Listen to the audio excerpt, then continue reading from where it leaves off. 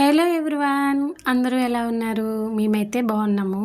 ఇక్కడ మా ఇంటి ఎదురుగా యూపీ అమ్మ అని చెప్పాను కదా, అమ్మ వచ్చి వంటలు చేస్తుంది. మేము అందరం ఆడ కూర్చొని అగ్గిమంట కాగుతున్నాము. దేశం ఒక్కటే, రాష్ట్రాలు వేరు, జిల్లాలు వేరు, ఊర్లు వేరు, అన్నీ కలిసి ఒక దగ్గర చేరేది అది డిఫెన్సేనండి. డిఫెన్స్లో చాలా అంటే చాలా రాష్ట్రాల వాళ్ళు, రకరకాల కల్చర్స్, రకరకాల స్టేట్ల వాళ్ళు కలిసేది డిఫెన్స్లోనేని.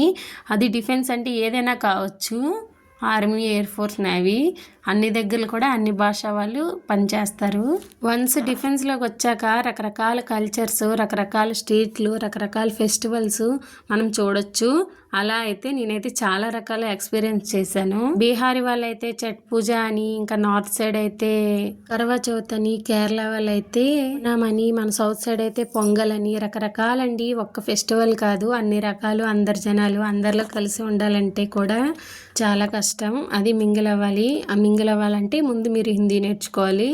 ఇక్కడ ఉన్న వాళ్ళైతే హిందీ నేర్చుకోగలిగితేనే మనం సక్సెస్ అవ్వగలం. ఎవరి భాష వాళ్ళతో వాళ్ళు మాట్లాడుతూ ఉంటారు. కొంతమందికి అయితే హిందీయే రాదు. నేర్చుకున్న వాళ్ళు నేర్చుకున్నంత అంత మనకు పర్ఫెక్ట్గా రాదు. అయితే నా లైఫ్లో జరిగిన ఒక ఎక్స్పీరియన్స్ చెప్తాను. నేను ఉత్తరాఖండ్లో ఉండేటప్పుడు, ఉత్తరాఖండ్లో 2 years ఉన్నాం మేము. అక్కడ ఒక ఆమె తెలుగు ఆమెకి పూర్తిగా హిందీ రాదనమాట. మా ఓనర్ ఆమెకు హిందీ ఆమె మేము సివిల్లో ఉండేవాళ్ళము.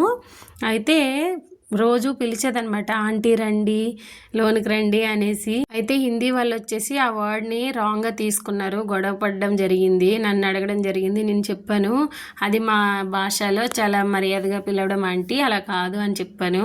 మీకు ఇలాంటి ఎక్స్పీరియన్స్ ఎప్పుడైనా జరిగిందా అలా అన్నట్టు తప్పకుండా కామెంట్ చేయండి. డూ సబ్స్క్రైబ్, చిన్న లైక్ ఇవ్వండి. Bye bye.